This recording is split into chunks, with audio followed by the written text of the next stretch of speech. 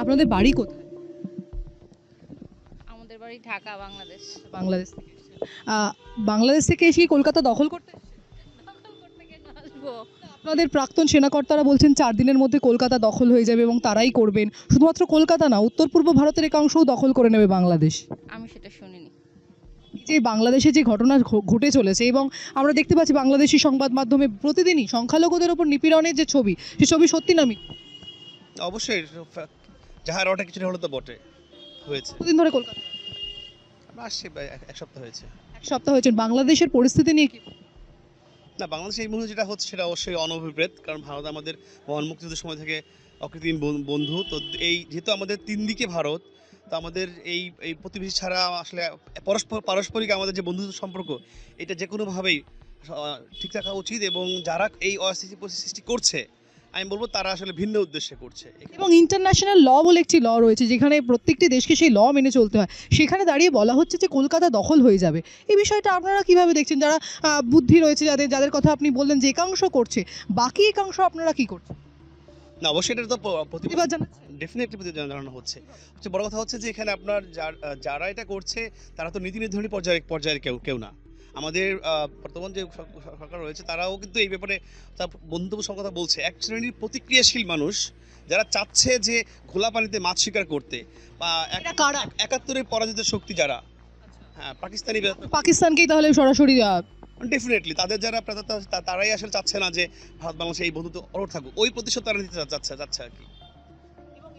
এই যে পরিস্থিতি বা মানে ভারতের উপরে নির্ভরশীল থাকতে হয় আপনাদের বেশ কিছু অংশে, সেখানে দাঁড়িয়ে ভারত বিরোধী স্লোগান উঠছে বারবার। পুরো বিষয়টা কিভাবে দেখছেন দেশে? দেখেন, আমরা প্রতিবেশী, এখানে সাম্যের ভিত্তিতে পারস্পরিক সৌহার্দ্যপূর্ণ সম্পর্ক যেটা আমাদের দেশ।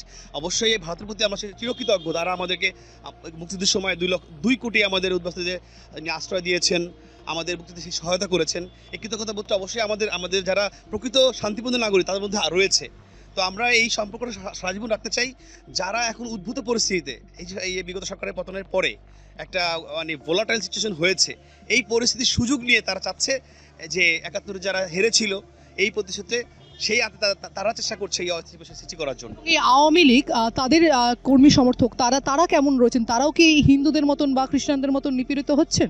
ডেফিনেটলি হচ্ছে। এটা তো সবচেয়ে বড় কথা হচ্ছে এখানে আগে যেমন একটা কন্ট্রোল ছিল, ওভারঅল সবকিছু স্থিতিশীলতা ছিল।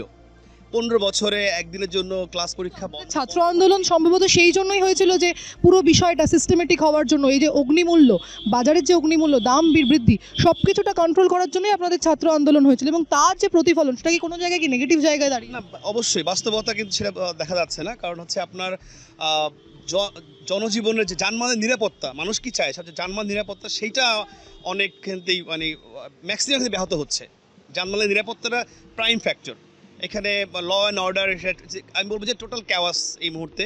আগে যেমন আমার প্রাক্তন প্রধানমন্ত্রী শেখ হাসিনা তিনি যেভাবে ধরে রেখেছিলেন, সব কিছু সুন্দরভাবে কন্ট্রোল করতেন অথবা স্থির রাখতেন, এইটা এখন নাই। এখন যে যার মতো, এরকম হাজার টেস্ট খোলা তৈরি হয়েছে, যে যার মতো ইচ্ছা স্বাধীনভাবে কাজ করছে। এই কারণে এই ক্যাওয়াসটা, এবং সেটা এই সরকার তারা তো আসলে ওই অনভিজ্ঞ বা তারা পারছে না কন্ট্রোল করতে। এটা বাস্তবতা, এখানে অস্বীকার করার কোনো সুযোগ নেই।